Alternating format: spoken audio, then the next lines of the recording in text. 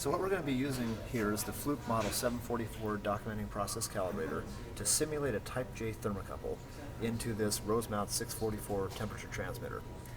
To do this, the Fluke is going to do some extra little magic for us. When we type in a number for temperature, like 200 degrees Fahrenheit, it's going to not only look up in the thermocouple table how many millivolts that would be equivalent to, but it's also going to subtract the amount of voltage necessary to outsmart the compensation built inside this transmitter.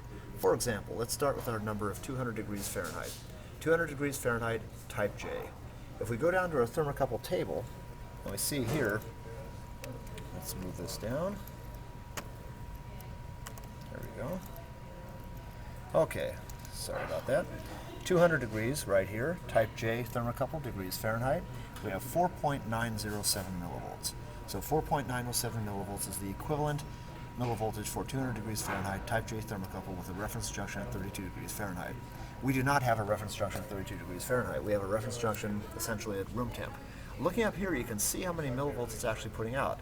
It's not putting out 4.907, it's putting out 3.646. You might be wondering, where does that number come from?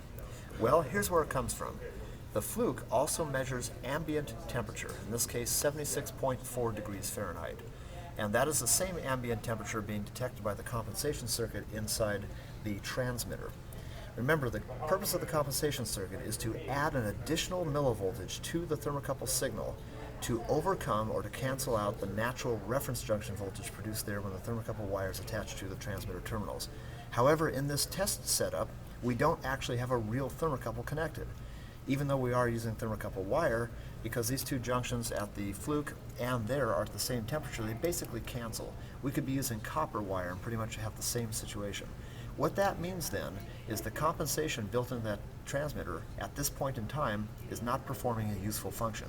It's trying to compensate for something that isn't there. So it is adding an additional millivoltage that we don't need to be there. So the Fluke is aware of this. The Fluke knows this. And what that means is it's going to calculate the amount of millivoltage based on the table for 200 degrees Fahrenheit, which we saw was 4.907 millivolts, and subtract from the 4.907 the amount of millivolts that it knows the compensation circuit is generating. Therefore, when it outputs that millivoltage signal and the compensation adds the additional in there, it's going to read 200 degrees Fahrenheit. So let me show you with real numbers how this works. We've already seen 200 degrees Fahrenheit, looking at our table here, is 4.907 millivolts. So I'm going to take 4.907 on the calculator, and from that I need to subtract the millivoltage that is going to be equivalent to ambient room temperature, because that is what the compensation in the transmitter is automatically adding to the signal. So to do that, we look at the ambient temperature, 76.4 degrees.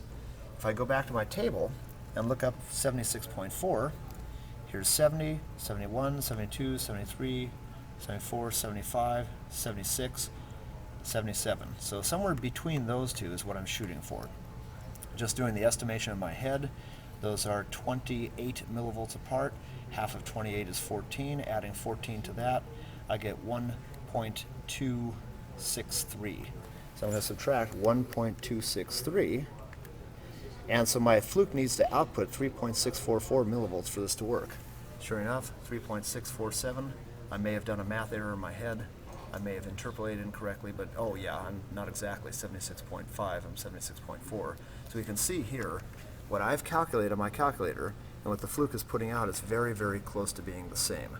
The Fluke knows that the compensation circuit in the transmitter is active, therefore it knows it has to output just a little bit less than the ideal 4.907 millivolts to make this transmitter see 200 degrees Fahrenheit.